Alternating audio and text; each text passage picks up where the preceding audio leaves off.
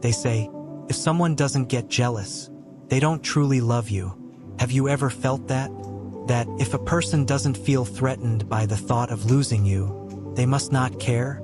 We've grown up in a culture that confuses control with care, possession with passion, and obsession with love.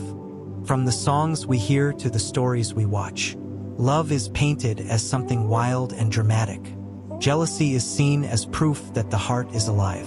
But is it really? What if the very thing we've been taught to see as true love is actually the opposite? What if jealousy is not love at all, but a fear disguised as devotion? You see, the more we cling to someone, the more afraid we are of losing them. And the more afraid we are of losing someone, the less free we let them be. And Osho, he had something radical to say about that. He said jealousy is not natural. It is conditioned, a learned behavior fed by insecurity and ego. We were not born jealous. We were trained to be.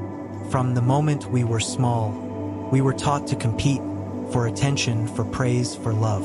If someone else gets it, they told us, you won't. So we began to hoard affection, to possess what we feared to lose, to mark what we thought was ours. But love was never meant to be a contract, a claim, collar.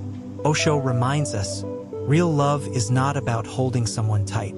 It's about giving them wings. And perhaps this is where the paradox begins. The more you try to control the one you love, the more you lose them. The more you fear losing them, the more they slip through your hands. But if you let them be, truly be, you might actually feel love, not fear, not attachment, just love.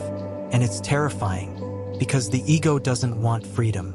It wants possession. And when love threatens to unchain that illusion, the ego panics, creates jealousy, drama, tension. It says, how dare you look at someone else? Why weren't you thinking of me? Who are you without me? And yet, true love has no fear in letting the other be fully themselves. Because love isn't about ownership. It's about celebration. Have you ever asked yourself, why does the idea of someone else's joy without you feel like a betrayal? Could it be that we don't actually want love? We want validation. We want proof. We want to feel special. And when we feel threatened, when that validation seems to shift to another, our love turns sour. But real love doesn't turn. It doesn't need someone to be only with us to be real. It simply is. That doesn't mean it's easy, or emotionless, or indifferent. It just means it's not afraid. Not afraid to be alone. Not afraid to share. Not afraid to let go. Osho once said, jealousy is comparison, and love does not compare. Let that land for a moment. Love does not compare. If you love a flower, you don't get angry because someone else admired it. You just love it. You're grateful it exists, whether it's in your hands or not. Imagine if we loved people like that. Not you are mine, but I'm grateful to walk beside you as long as you want to walk. Not you belong to me, but you belong to yourself, and I'm honored to witness you. That's not just love, that's freedom. And maybe, for the first time, could also be peace, because the opposite of jealousy is not indifference, it's trust. And trust is the soil where real love grows. In today's video, we're not here to shame you for feeling jealous. We're not here to pretend those emotions don't arise. We're here to see them, to look at them clearly, and perhaps for the first time, to understand them for what they really are. Not love, but fear. And if jealousy is fear, and fear is illusion, then maybe it's time we stop calling it love.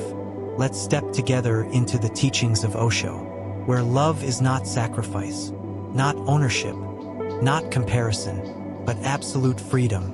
In his talks, Osho doesn't shy away from calling jealousy what it is, a byproduct of possessiveness. And to him, possessiveness is not love. It is fear dressed up as desire. In the Book of Secrets, Osho says, jealousy means you are not in love. You are in love with possession, not with the person. And when love becomes a possession, it is no longer love, it is a prison. This is where the misunderstanding begins. Most people think jealousy is evidence of emotional depth, that if you're not jealous, you're emotionally detached. But Osho turns this belief on its head. He explains that love rooted in freedom has no need for jealousy, because it is not afraid of loss. It does not depend on the other for its existence. Let's pause for a moment and reflect on that. Most people enter relationships carrying a heavy, unspoken demand. Make me whole, validate me, complete me. And when the other person looks elsewhere, even for a moment, our illusion breaks. That's not love shattering. That's ego panicking. Osho says, the moment you compare, you are inferior. The very comparison is a declaration of your inferiority. A loving person never compares. What does this mean in practice? Think of a couple at dinner. One partner glances at a stranger passing by, and the other flares with silent anger. That reaction, Osho says, is not about the glance. It's about the wound inside that says, I am not enough. Jealousy arises when our love is built on conditions. If you only love me, if you never desire another, if you prove I am special. But Osho teaches that real love has no if. He says, love never wants to possess, because love knows the beauty of freedom. This isn't abstract philosophy. It's a deep spiritual insight into human suffering. Jealousy creates separation, even while pretending to be about closeness. It's like a chain that says, I love you, but only if you don't step out of the circle I've drawn for you. And Osho, he invites us to erase the circle altogether. He teaches that love, when fully awake, is not about the other at all. It's a quality of your being. You don't love because of someone. You love because you are love. That's why Osho repeats again and again. You cannot love the other unless you have first fallen in love with yourself. If your love depends on the presence or loyalty of another, it's not love. It's a transaction, a silent trade. But when you have found your own wholeness, love flows without fear. And where there is no fear, jealousy cannot grow. Let's explore another insight Osho offers. From love, freedom, aloneness. Jealousy is nothing but your idea that the other is more important than you. And this is dangerous. You are giving your power away. Think about that. How many times have you handed over your peace, your sleep, your smile, to the actions or thoughts of another person? We lose our inner silence because someone didn't text back. We lose our joy because they laughed too long with someone else. We lose our presence because we've been hijacked by imagination. But Osho doesn't say to suppress jealousy. He doesn't tell you to fight it. He says, observe it, understand it, and let it pass through. Why? Because jealousy isn't evil. It's just unconscious. It's a shadow of the mind, trying to protect an identity that feels unsafe. And the moment you bring awareness to it, without judgment, it begins to dissolve. Osho encourages us to meet these emotions with eyes wide open. Not to pretend, not to spiritual bypass, but to become aware. He once said in a talk, when you are aware, jealousy becomes impossible. Awareness is the death of all that is false in you. So what happens when jealousy dies? What is left? Osho would say love in its purest form. A love that does not seek to bind. A love that is not needy. A love that says, I love you, and I rejoice in your freedom, even if it means we walk different paths. This love is not cold or detached. It's deeply present, but it's not afraid. It holds the other lightly, like cupping water in your hands. Squeeze too hard, and it slips away. Hold it gently, and it stays. This is the essence of Osho's insight. Jealousy is not a flaw to be punished. It's a signal, a whisper from the ego. Help, I feel small, I feel threatened.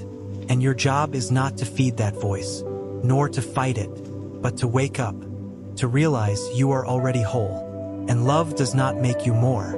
It simply reveals what was already there. When that realization settles deep into your being, jealousy disappears, because there's nothing left to fear, and you finally understand. Love was never meant to be a cage. It was always meant to be the wind, lifting both souls into freedom.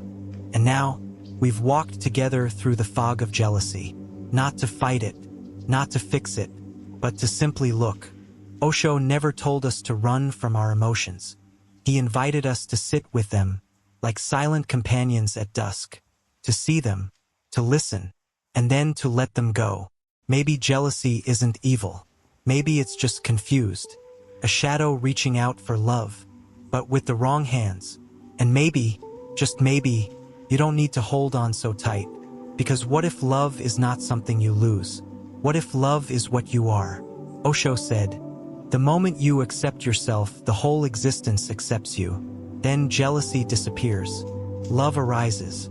Not the love that is a need, but the love that is an overflowing. That's not a commandment.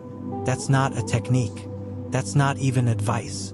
It's a mirror, a gentle invitation to remember who you are beneath the fear, beneath the performance, beneath the questions. Can you remember?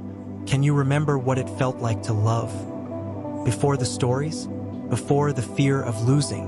Before you were told what love should look like? Maybe that feeling is still inside you, uncorrupted, uncomplicated, untamed, like wind moving through the trees, like waves crashing without guilt. Can you love without clinging? Can you let go without anger? Can you trust that letting someone be free does not mean they will leave, but even if they do, you will not disappear? These are not answers. They are invitations. Osho never offered solutions. He offered silence. And maybe the only real freedom is not in getting rid of jealousy, but in no longer identifying with it. You are not your thoughts. You are not your reactions. You are not the jealous voice in your head. You are the awareness watching all of it. Quietly, patiently, lovingly. So sit for a moment. Close your eyes if you'd like. Let the noise settle. Let the images fade. Let the tension loosen from your chest.